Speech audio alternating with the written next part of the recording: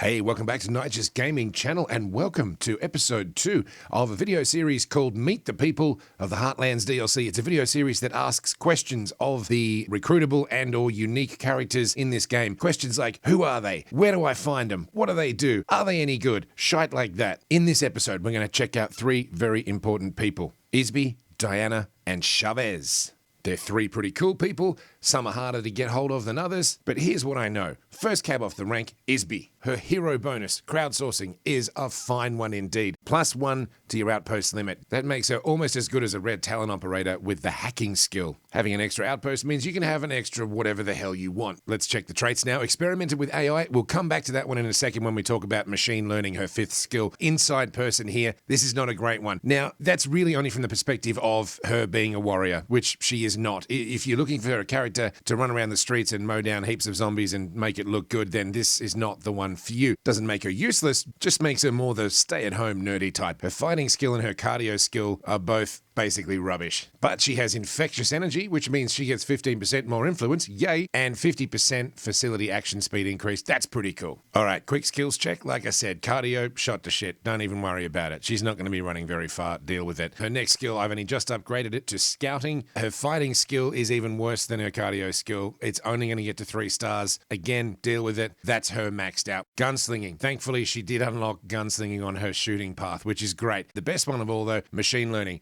Let's check out what that means. First of all, knowledge of computers, 15% faster radio cooldowns. That's excellent. 25% more parts salvaged when she breaks down a weapon. That is also great. But this right here, this facility mod called the drone uplink, we can only build because we have Izbee. Is it worth building? Well, to be honest with you, that's debatable. This thing basically has 2 jobs in life. The first one is to call for a Clio drop, which I've got highlighted right here. Now, essentially, all that does is start a massive fight at your base, a 3-minute-long zombie siege, at the end of which you will be rewarded with a Clio drop of some description. Now, the last one I got looked like this. There was a sack of ammo, an ultralight axe, a Timberwolf, 30 rounds of 50 cal ammo, and 2 Willy Pete grenades. That is a pretty good haul, no doubt. But is it worth 3 minutes of balls to the wall carnage and the rounds that you use defending your base from the zombie attack? I mean, that's entirely up to you. Let's not forget too that calling in one of these drops costs 256 influence as well. Should have mentioned that. The other thing the drone uplink does is very similar to what your command center used to be able to do when it was leveled up enough in the main game, which is call in a recon drone and or an attack drone. It lets you chuck in a mod, and that's about it. Let's check out some pros and cons. Pros include, of course, the hero bonus that unlocks an extra outpost. That is pretty much invaluable, especially if you're going to stick around for a while and spend some time in Trumbull Valley and not rush through the story. She got a bright, sunny disposition, and her shooting skill can be specialized into gunslinging, which is cool if she ever actually does have to defend herself. And this is the big con with her. Her fighting experience and her cardio experience are utterly rubbish, so make her a hero, unlock that bonus, and then give her a giant gun, leave her at home, and hope for the best. So how do we get hold of Izbee? Where do we find her? Okay, check out this map. She lives at a place called the Freaky Garage, and at some point she'll just jump on the radio and ask for your help with some stuff. It's very straightforward. I won't spoil it for you, but bing, bang, boom, she's part of your team, and away you go. 2 thumbs up for Izbee. All right, next up, the somewhat elusive and ever so introverted Diana. Her hero bonus means she brings in 1 materials per day. That's pretty sweet. Let's check out them traits. She's an avid cosplayer. That gives her the fabrication 5th skill, which we will get to. She hoards things. Sounds like a bad thing on the surface, but that means we get 10 extra material storage. And she's a bit standoffish.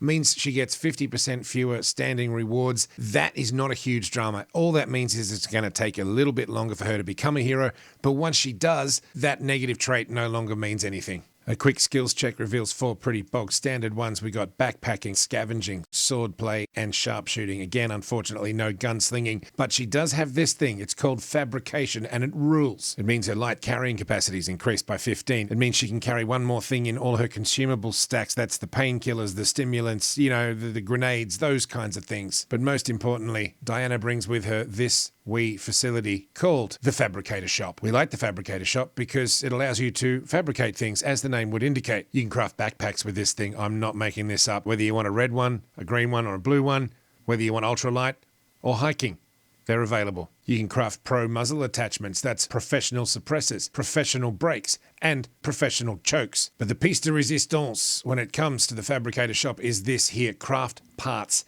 You can create 65 parts for nothing. It'll take 3 minutes or so, depending on your morale at the time, but it doesn't cost any resources at all. You can literally just make as many free parts as you want. The only thing it will cost you is time. Oh yeah, and you can chuck a mod in this bad boy too, just in case you thought it couldn't get any better. So, pros and cons for Diana, let's check them out. I mean, we just saw the biggest pro of all, that fabricator shop. Being able to make backpacks is great. Being able to make muzzle attachments is even better, but being able to make parts out of thin air, sign me up for that. Let's not overlook her snappy dress sense. Oh, and here's one other thing about Diana that I only just worked out myself. She's got a special backpack. It holds 8 things, but it only weighs 6 pounds. That's pretty sweet. Now, when it comes to cons, technically her standoffishness and her slower rise to hero status is a con, but like I said, once she becomes a hero, you won't even have to worry about that. It's only a thing when she first joins your crew. Now, the most important question, how do you get a hold of Diana? How do you get her in your group? I only found her myself completely by accident, but as best as I understand it, here's how it works. First time you come across her will be at this location. It's called the Tractor Barn. She'll be in there fighting a bunch of zombies. You help her out, have a chat with her. She won't join your group then and there. She'll be a bit like, oh, I don't know. I don't think there's anything you can do to make her join you the first time you meet. You will then run into her a little while later, maybe 1 or 2 in-game days later, at this location, the Dirty Bird Espresso, just as you roll into the main part of town. She'll be in an even bigger fight this time, more than likely with a Juggernaut involved. Help her out, save her. Again, talk to her, she still won't join you. Once you've dealt with her the second time, she'll wander off, and then another few days later in your game, she'll just suddenly turn up at your base and say, hi,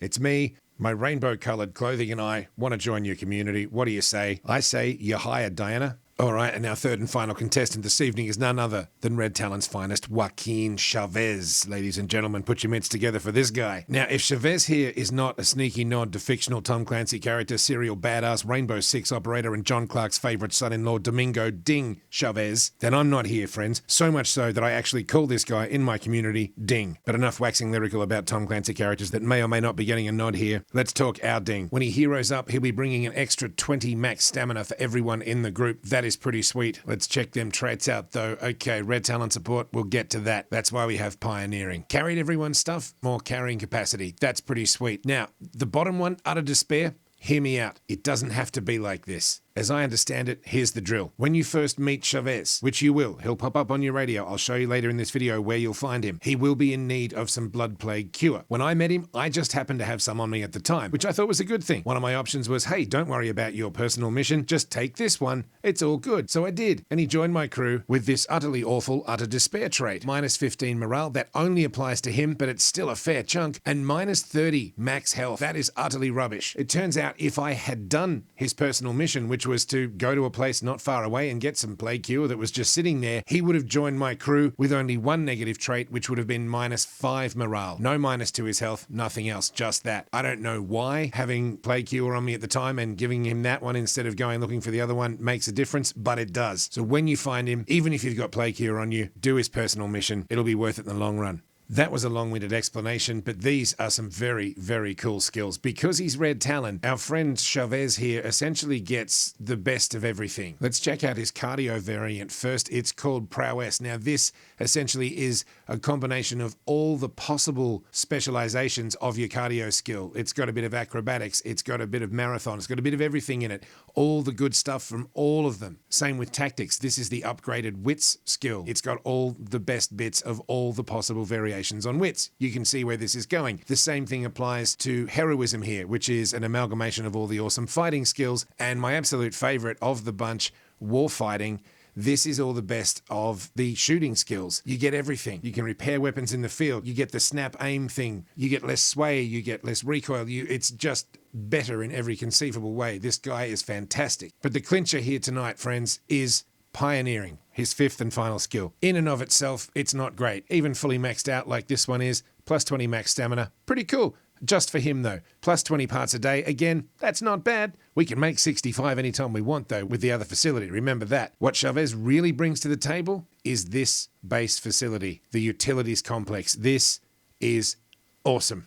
It's the only way to put it. Free base-wide power. Free base-wide water. Free upkeep for all facilities. That's as good as having a staging area, which would normally take up a whole slot.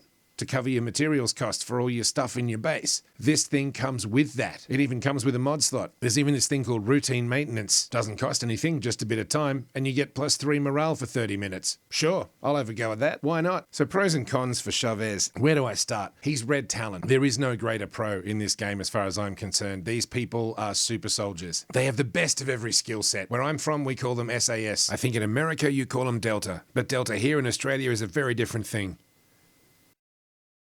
Where was I? Ah, right, Chavez, complete badass. If you don't believe me, observe. Crush them while they're down.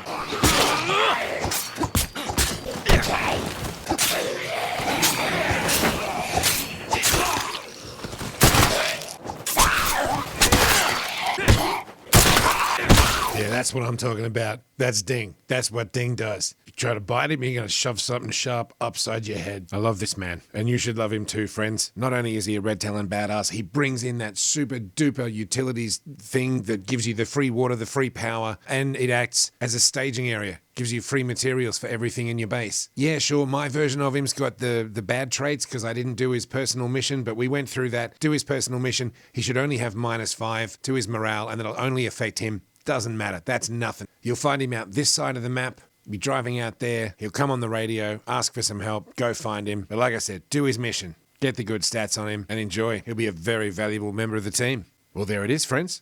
Part 2 of Meet the People of the Heartland DLC here at Nige's Gaming Channel, all sorted. In the final episode, which I'll be working on very, very hard. These take ages to make because there's lots of pictures and stuff, and I'm not very good at this yet, but I'll get the next one up as soon as I possibly can. It'll have the last 3 characters, and we'll check them all out, and then we'll be done. Have a great day. Thanks for joining us here at Nige's Gaming Channel. As always, appreciate it.